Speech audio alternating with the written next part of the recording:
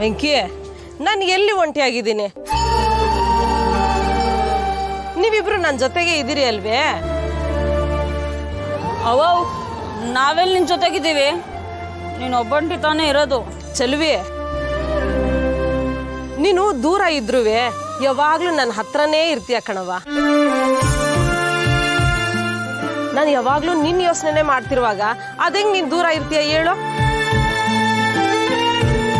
ನೀವು ನನ್ನ ಬಗ್ಗೆ ಯೋಚನೆ ಮಾಡಬೇಡಿ. ಅವ ಸುಮ್ಮನೆ ಹಠ ಮಾಡ್ಬೇಡ ನೀನು.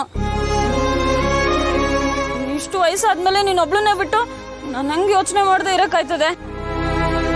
ನೋಡು, ಈಗ ಸುಮ್ಮನೆ ನನ್ನ ಮಾತು ಕೇಳ್ಬೇಕಷ್ಟೆ. ಬಂದು ನಮ್ಮ ಜೊತೆ ನಮ್ಮ ಮನೇಲಿರು. ವೆಂಕಿ, ನೀನಾದ್ರೂ ಹೇಳು.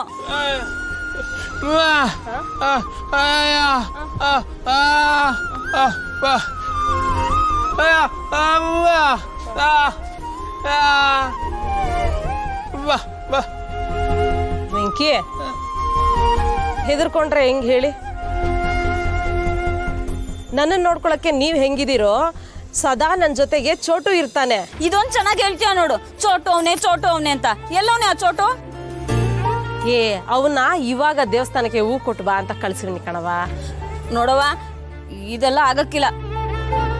ನೋಡು, ಎಲ್ಲ ಸಮಯನೂ ಒಂದೇ ತರ ಇರಕ್ಕಿಲ್ಲ. ಸುಮ್ಮನೆ ನಮ್ಮ ಜೊತೆ ಬರ್ಬೇಕಷ್ಟೇ. ಚೆಲುವೆ,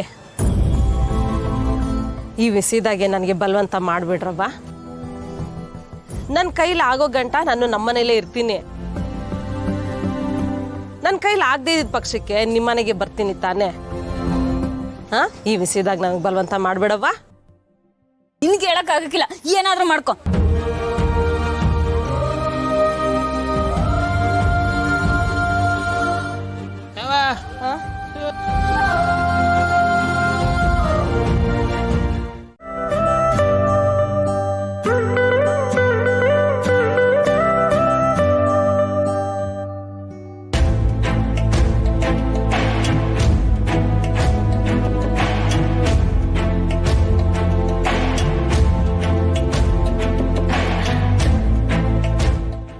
ವಿಶ್ವ, ಹೇಗಿದೆಯಪ್ಪ? ನಾನು ಚೆನ್ನಾಗಿದ್ದೀನಿ ಆಂಟಿ. ಏನಪ್ಪ, ಏನೋ ಯೋಚನೆ ಮಾಡ್ಕೊಂಡು ಹೋಗ್ತಿರೋ ಹಾಗಿದೆ. ಏನ್ ಯೋಚನೆ ಮಾಡ್ತಿದ್ಯಾ? ಇಲ್ಲ ಆಂಟಿ, ಹಾಗೆಲ್ಲ ಏನಿಲ್ಲ. ಹೌದು, ಏನು ದೇವಸ್ಥಾನಕ್ಕೆ ಬಂದಿದ್ಯಲ್ಲ? ಪೂಜೆ ಇತ್ತು, ಅದಕ್ಕೆ ಬಂದ್ವಿ. ಒಬ್ನೇ ಬಂದಿದ್ಯಾ? ಇಲ್ಲ ಆಂಟಿ, ಅಮ್ಮ ಬಂದಿದ್ದಾರೆ, ಜೊತೆಗೆ ನಮ್ಮ ಮಾವನ ಮಗಳು. ಅದೇ ಅವತ್ತು ಪರಿಚಯ ಮಾಡಿಸಿದ್ನಲ್ಲ. ಓ, ಅವಳಾ? ಆಯ್ತಪ್ಪ.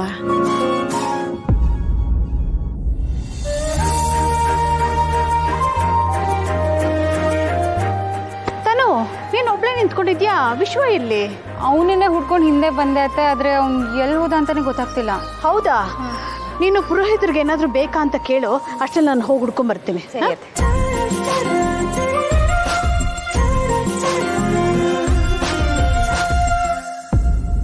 ಹೋದ್ ಸಲನೂ ದೇವಸ್ಥಾನದಲ್ಲೇ ಸಿಕ್ಕಿದ್ದೆ, ಈಗ್ಲೂ ದೇವಸ್ಥಾನದಲ್ಲೇ ಸಿಕ್ಕಿದ್ಯಾ?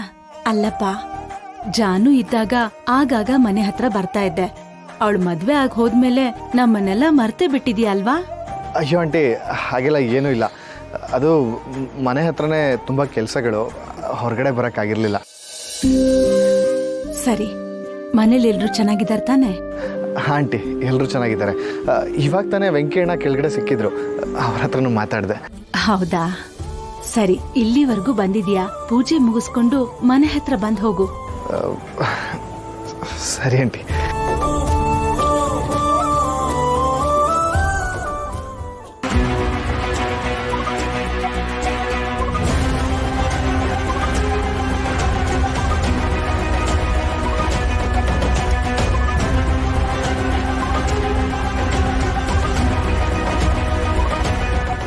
ವಿಶ್ವ, ನೀನ್ ಮೊದ್ಲು ಹೇಗಿದ್ಯೋ ಈಗ್ಲೂ ಹಾಗೇ ಇದೆಯಾ ನೋಡು. ನಾಚ್ಕೊಳ್ಳೋದಂತೂ ಬಿಟ್ಟಿಲ್ಲ. ನಿನ್ನ ನೋಡ್ತಿದ್ರೆ ಚಿಕ್ಕ ಮಗು ತರ ಕಾಣಿಸ್ತೀಯ.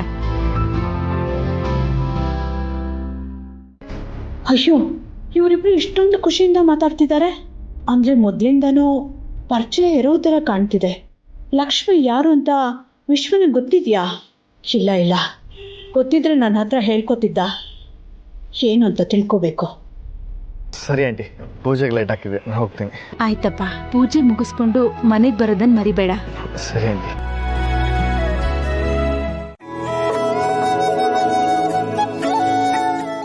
ಏನ್ ಸೀಣ ಫೋನ್ ಮಾಡ್ಕದಿದ್ದು ಆಟೋಗೇನಾಯ್ತು? ಇಲ್ಲ ಅದು ಏನೋ ಒಂಚೂರು ಸ್ಟಾರ್ಟ್ ಆಗ್ತಿರ್ಲಿಲ್ಲ ಚೆನ್ನಪ್ಪ. ಅದಕ್ಕೆ ಒಂಚೂರು ರಿಪೇರಿ ಮಾಡಿಸ್ತಿದ್ದೀನಿ. ನನಗೊಂದು ಮಾತು ಹೇಳೋದಲ್ವಾ? ಅಯ್ಯೋ ಎಂತ ಮಾತಾಡ್ತೀಯ, ಈಗಾಗ್ಲೇ ನಿನ್ ಋಣ ನನ್ನ ಮೇಲಿದೆ. ಕೆಲ್ಸ ಹೋಗಿ ಏನ್ ಮಾಡ್ಬೇಕು ಅಂತ ಗೊತ್ತಾದ ಕಾಲದಲ್ಲಿ ಆಟೋ ಕೊಟ್ಟು ಜೀವನ ಮಾಡ್ಕೊಳಕ್ ಒಂದ್ ದಾರಿ ಮಾಡ್ಕೊಟ್ಟಿದ್ಯಾ. ಇದನ್ನ ಚೆನ್ನಾಗಿ ನೋಡ್ಕೊಳ್ಳೋದು ನನ್ ಜವಾಬ್ದಾರಿ ಅಲ್ವಾ? ಈಗಿನ ಕಾಲದಲ್ಲಿ ಸಹಾಯ ಮಾಡಿದವ್ರನ್ನ ಮರೆಯೋದೇ ಜಾಸ್ತಿ. ಅಂಥದ್ರಲ್ಲಿ ಯಾವಾಗ್ಲೂ ಇದನ್ನ ನೆನ್ಪು ಮಾಡ್ಕೋತಿಯಲ್ಲ, ಈ ನಿನ್ ಗುಣಕ್ಕೆ ನೀನು ನನಗಿಷ್ಟ ಆಗೋದು. ಅಯ್ಯೋ ದೊಡ್ಡ ಮಾತು ಚೆನ್ನಪ್ಪ. ಈಗ ಈ ಆಟೋ ಒಂಥರ ನನ್ನ ಜೀವನದ ಒಂದು ಭಾಗ ಆಗ್ಬಿಟ್ಟಿದೆ.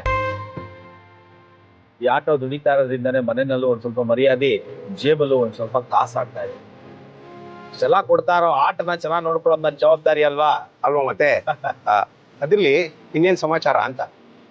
ಇನ್ನೇನಿಲ್ಲ. ಇವತ್ತೇನಾಯ್ತು ಗೊತ್ತಾ?